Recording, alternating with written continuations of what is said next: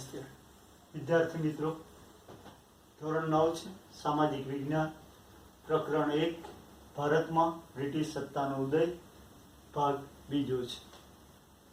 ભાગ પહેલામાં આપણે જોઈ ગયા કે વિદેશી પ્રજાઓ ભારતમાં આવી, જુદા જુદા સમયે આવી.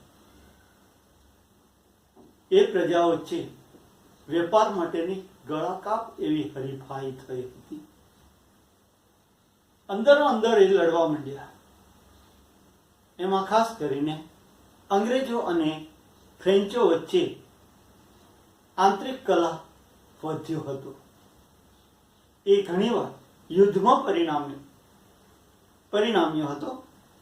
તો એવા જે અંગ્રેજો અને ફ્રેન્ચો વચ્ચે જે યુદ્ધ થયા, એ અંગ્રેજો અને ફ્રેન્ચો છે, એ ફ્રેન્ચો વચ્ચે જે યુદ્ધ થયા એને કર્ણાટક વિગ્રહ તરીકે ઓળખવામાં આવે છે. કર્ણાટક વિગ્રહ તરીકે ઓળખવામાં આવે છે. આ વિગ્રહ 3 જેટલા થયેલા હતા. પહેલો છે 1746, બીજું કર્ણાટક વિગ્રહ 1756 અને ત્રીજો કર્ણાટક વિગ્રહ 1763. આમ 3 કર્ણાટક વિગ્રહ થયા હતા. કોના વચ્ચે? અંગ્રેજો અને ફ્રેન્ચો વચ્ચે. એમાં આ 1746માં ફ્રેન્ચોનો હતો, જ્યારે 1756 અને 1763માં અંગ્રેજોનો વિજય થયો. પરિણામે અંગ્રેજો ભારતમાં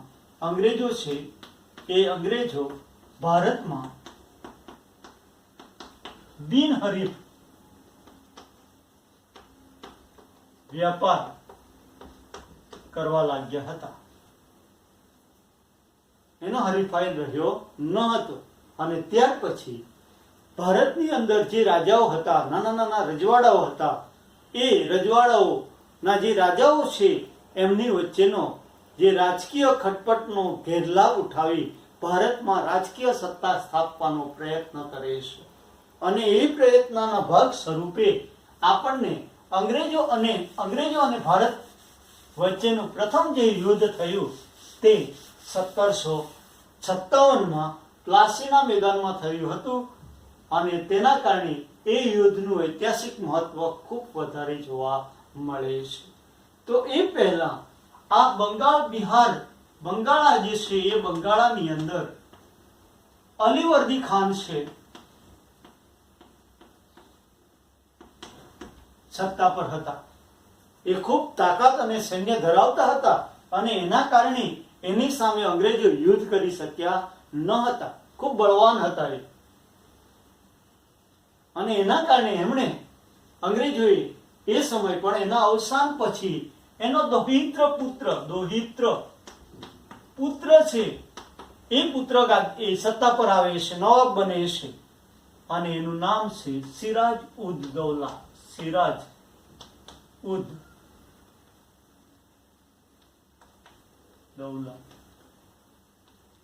સત્તા પર આવ્યો. એનો સ્વભાવ ઘણો ઉતાવળિયો હતો, એટલે એના વિરોધીઓ ઘણા બધા થયા. એક બાજુ જ્યાં વિરોધ થાય ત્યાં દબાવવા જાય એટલે બીજી જગ્યાએ હુલ્લડ ફાટી નીકળે એવી પરિસ્થિતિ હતી. એના વિરોધીઓ ઘણા હતા, સિરાજ ઉદ દૌલાના વિરોધીઓ. હવે એ પ્રક્રિયાના કારણે આપણને જોવા મળે છે કે જે અંગ્રેજો છે, એ અંગ્રેજો આ બંગાળા છે, એ બંગાળામાં આવેલું કલકત્તા,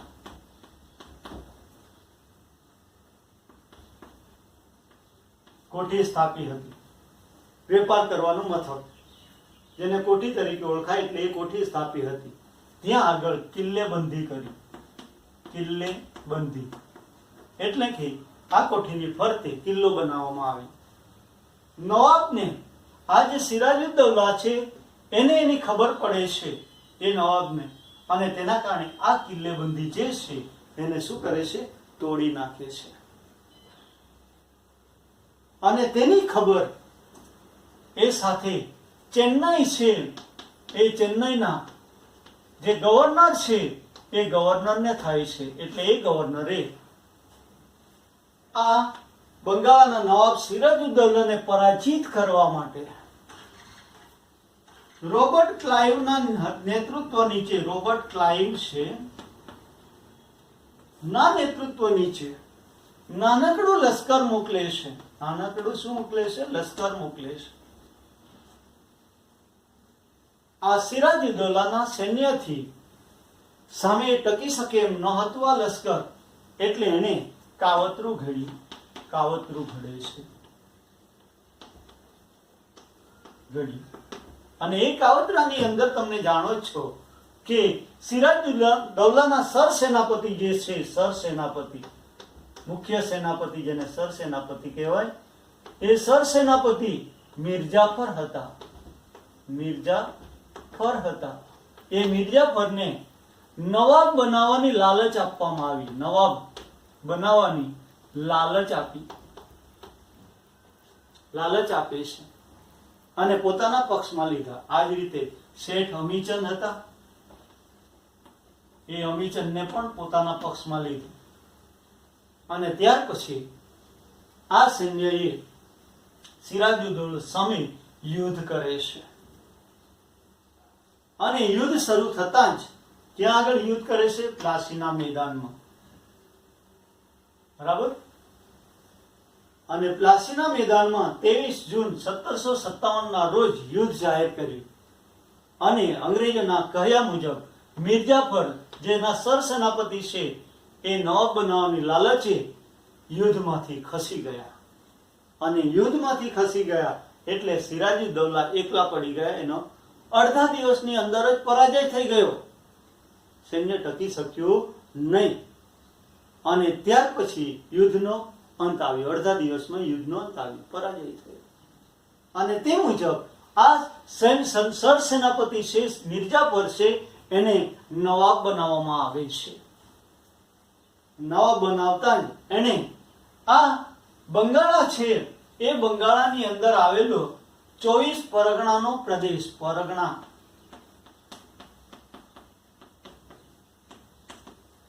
પ્રદેશ છે, એ પ્રદેશ અંગ્રેજોને આપ્યો.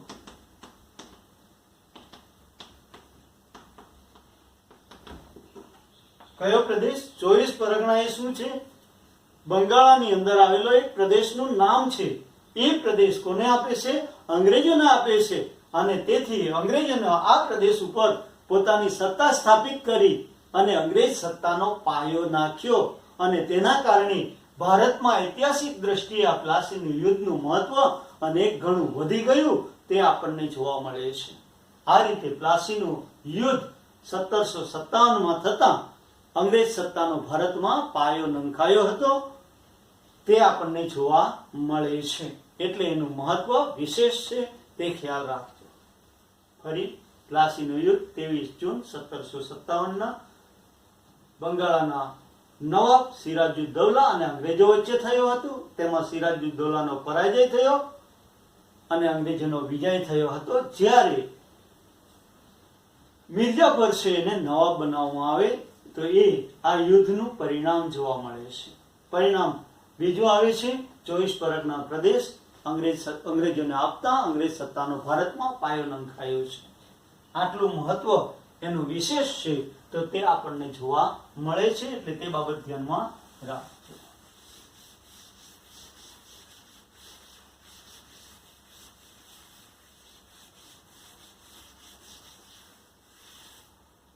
ત્યાર પછી આવે છે બક્સરનું યુદ્ધ.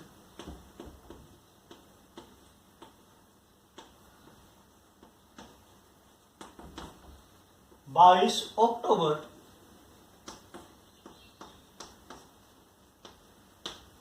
1764 આ યુદ્ધ થયું હતું. હવે તમે જાણો છો તે મુજબ મિર્જાફર ને નવાબ બનાવવામાં આવ્યો હતો. અને નવાબ બનતા એની મહત્વાકાંક્ષાને દૂર ના આધારે વધી હતી. એ મહત્વાકાંક્ષા વધી હતી અને તેના કારણે એને દૂર કરીને મીર કાસિમ છે ને નવાબ બનાવવામાં આવે છે. મીર કાસિમ એ મિર્જાફરનો જમાઈ થાય છે. એને નવાબ બનાવવામાં આવ્યો અને મીર જાફરને દૂર કર્યો. એ મીર કાસિમ મીર જાફર કરતા વધુ મહત્વકાંક્ષી હતો અને એના કારણે કંપનીને ભય થયો. કંપની છે એ કંપનીને ભય ઉભો થયો અને એ ડરના કારણે એને દૂર કરી ફરી મીર જાફરને નવાબ બનાવવામાં આવે છે. એટલે આ મીર કાસિમ એ અયોધ્યાના નવાબ, અયોધ્યાના જે નવાબ છે એ નવાબને ત્યાં જાય છે. એટલે એ નવાબ એ સમયે ત્યાં આગળ બીજા એક હાજર હતા. દિલ્હી છે એ દિલ્હીના બાદશાહ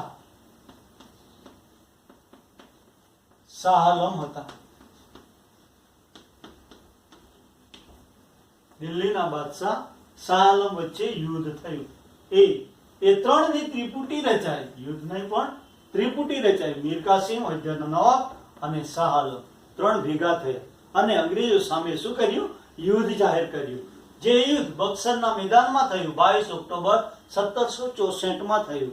એમાં આ ત્રિપુટીનો પરાજય થયો અને તેના કારણે આજે બંગાળ, બિહાર અને ઓરિસ્સા છે. બંગાળ, બિહાર અને ઓરિસ્સા છે એ ઓરિસ્સામાં દીવાની સત્તા પ્રાપ્ત થઈ. દીવાની સત્તા પ્રાપ્ત થઈ. દીવાની સત્તા એટલે એનો અર્થ થાય છે મહેસૂલ ઉઘરાવવાની સત્તા મળી અને તેથી અંગ્રેજોને શું થયું? લાભ થયો. એ આપણને જોવા મળે છે. હવે આ દીવાની સત્તા જે મળે છે એ પ્રક્રિયાના કારણે બંગાળ, બિહાર અને ઓરિસ્સાની અંદર દ્વિમુખી શાસન પદ્ધતિ શરૂ થઈ. દ્વિમુખી શાસન પદ્ધતિ શરૂ થયેલી જોવા મળે છે. તો દ્વિમુખી શાસન પદ્ધતિ એટલે એક જ પ્રદેશની અંદર બે જુદી જુદી વ્યક્તિઓ દ્વારા જે વહીવટ કરવામાં આવે એને દ્વિમુખી શાસન પદ્ધતિ તરીકે ઓળખવામાં આવે છે. તેમાં બે કોણ હતા? તો એક બાજુ બંગાળ, બિહાર અને ઓરિસ્સાના જે નવાબ છે એ નવાબ ખાલી તિજોરીએ વહીવટ કરતો હતો, જ્યારે અંગ્રેજો છે એ અંગ્રેજો મહેસૂલ ઉઘરાવવાનું કામ કરતા હતા.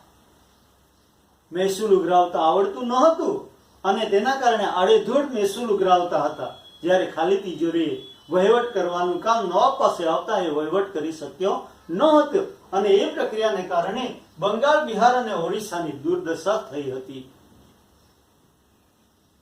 પાયમાલી સર્જાઈ હતી તે આપણને જોવા મળે છે. એ સમય દરમિયાન ઈસવીસન 1770 ની અંદર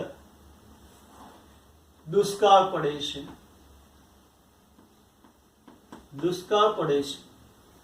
દુષ્કાળ એટલે વરસાદ ન થવો અને એના કારણે જે ખેડૂતો છે, મજૂરો છે એની પાયમાલી વધારે સર્જાય, કારણ કે એમના માટે જરૂરી કોઈ સુવિધા, સગવડતા આપવામાં આવી ન હતી અને તેથી દુર્દશા થયેલી જોવા મળે છે.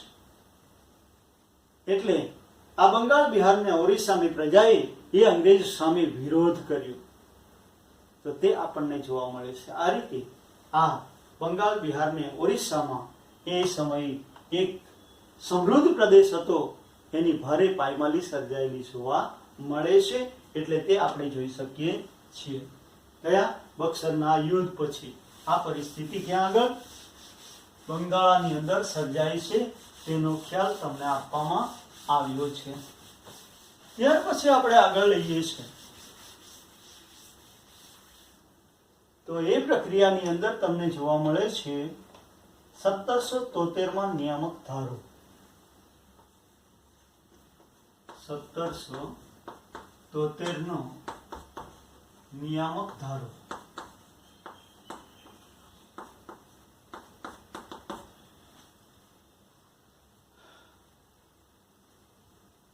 હવે એ પરિસ્થિતિ અંગ્રેજો છે એ અંગ્રેજોની અંદર લગભગ કલકત્તા છે,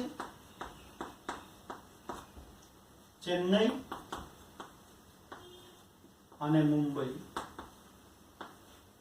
આ 3 જગ્યાએ ગવર્નર હતા. અંગ્રેજ અધિકારીઓ ગવર્નર તરીકે નિમવામાં આવ્યા હતા. એમના વચ્ચે સંકલનનો અભાવ હતો. સંકલનનો શું જોવા મળે છે? અભાવ જોવા મળતો. સમયસર એકબીજાને મદદ કરી શકતા ન હતા અને એમને કારણે કંપનીને ભય ઉભો થયો હતો. એ દૂર કરવા માટે 1773 નિયામક ધારો પસાર કરવામાં આવ્યો.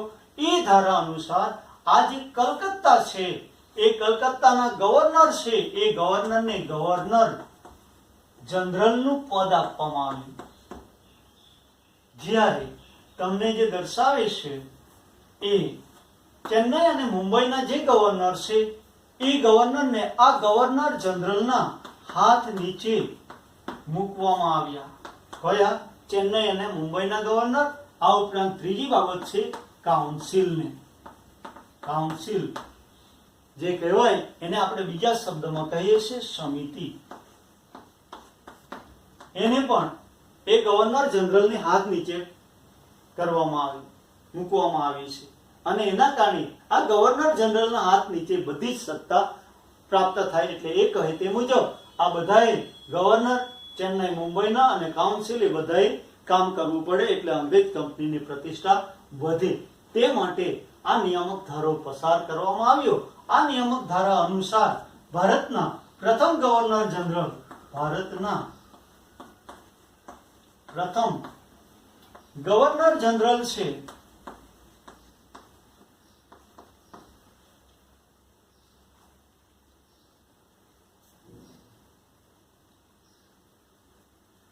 નિમવામાં આવે છે.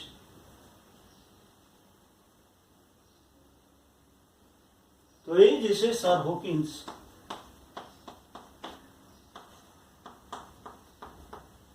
ગવર્નર જનરલ તરીકે નિમવામાં આવ્યા. તે તમને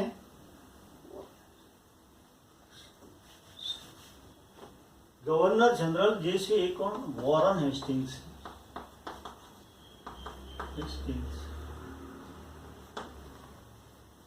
વોરન હેસ્ટિંગ એ ભારતના પ્રથમ ગવર્નર જનરલ તરીકે નિમાયા. હવે એમના સમયની અંદર, એ સમય દરમિયાન લગભગ એણે વિસ્તાર વધારવાની નીતિ, ભારતમાં વિસ્તાર વધારવા માટેનો પ્રયત્ન કરે છે, વધારવા માટેનો પ્રયત્ન. અને એના કારણે એમણે કેટલાક યુદ્ધો કર્યા. તેમાં 2 યુદ્ધો છે. એક મરાઠા વિગ્રહ, મરાઠાઓ સાથે અને અંગ્રેજો વચ્ચે થયું. એને પ્રથમ મરાઠા વિગ્રહ તરીકે ઓળખાયું. અને બીજો છે મૈસૂર વિગ્રહ.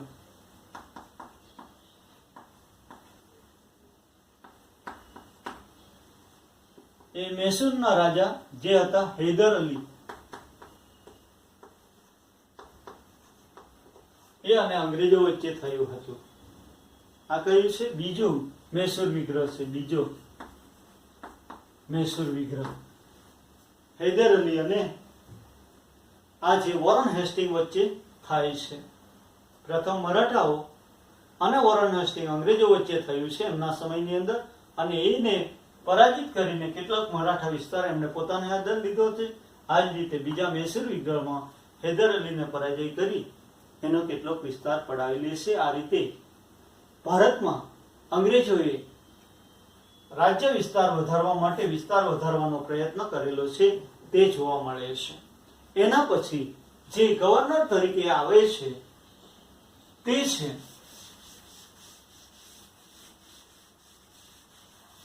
કોર્નવાલિસ.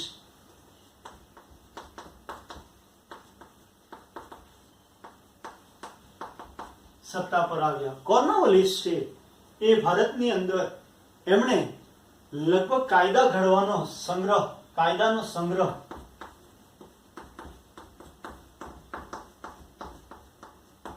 નામનું પુસ્તક લખીને કાયદાનો સંગ્રહ કર્યો હતો.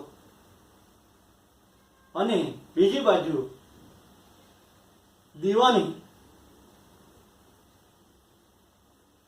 સત્તાઓ શરૂ કરી હતી. દીવાની કાયદાઓ પણ ઘડ્યા હતા. તે મુજબ જે આપે છે કે ભારતની અંદર આપણે અહીંયા જે આ અધિકારીઓની ભરતી માટે જે પરીક્ષા પદ્ધતિ દાખલ કરી છે અને એ રીતે સુધારાઓ એ શરૂ કરે છે, પણ એમના સમયની અંદર પણ જે યુદ્ધ થાય છે એ ત્રીજો મૈસૂર વિગ્રહ શરૂ થયો. એ મૈસૂરના રાજા ટીપુ સુલતાન છે એ અને અંગ્રેજો વચ્ચે એટલે કે કોર્નવાલિસ વચ્ચે થયો છે. તે તમને જોવા મળે છે. એમાં ટીપુ સુલતાનનો પરાજય થાય છે આ યુદ્ધની અંદર. કયા? ત્રીજા મૈસૂર વિગ્રહની અંદર ટીપુ સુલતાનનો પરાજય થાય છે અને એના કારણે એમણે લગભગ આ જે મૈસૂર છે એ મૈસૂરનો કેટલોક પ્રદેશ એને સોંપી દેવામાં આવે છે. આ ઉપરાંત 3.5 કરોડનો યુદ્ધદંડ લાદવામાં આવ્યો. આ ઉપરાંત એના 2 પુત્રો છે એ પુત્રોને જામીન તરીકે મૂકવા પડ્યા હતા.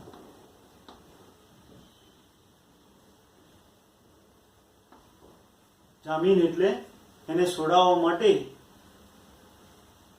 2 પુત્રોને રાખ્યા હતા. તો એ પ્રક્રિયા આપણને જોવા મળે છે. ટીપુ સુલતાન અને કોર્નવાલિસ વચ્ચે આ રીતે એનો પરાજય કરી કેટલોક પ્રદેશ, મહત્વનો પ્રદેશ પડાવી લે છે અને સાથે યુદ્ધદંડ પણ કરે છે. એટલે તે પ્રક્રિયા આપણને જોવા મળે છે. તો આટલી પ્રક્રિયા એમની સાથે આપણે જોઈ છે તે જોવા મળે છે. આ રીતે કોર્નવાલિસે સામ્રાજ્ય વિસ્તાર વધાર્યો છે તે જોવા મળે છે.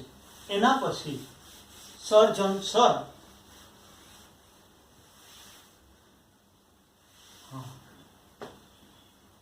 સત્તા પર આવે છે. સર જ્હોન સર સત્તા પર આવે એટલે કે ગવર્નર જનરલ તરીકે આવ્યા. હવે એ સમય શું થયું હતું કે એ સત્તા પર આવ્યા ત્યારે એને તટસ્થતાની નીતિ અપનાવી.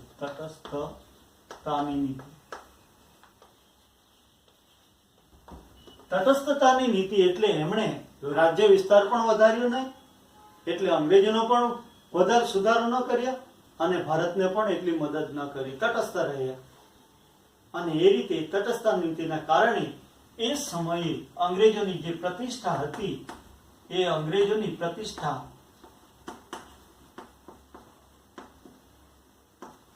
કેવી છે? ઝાંખી પડી હતી. બીજી બાજુ મરાઠાઓ છે એ મરાઠાઓ શક્તિશાળી બનતા હતા.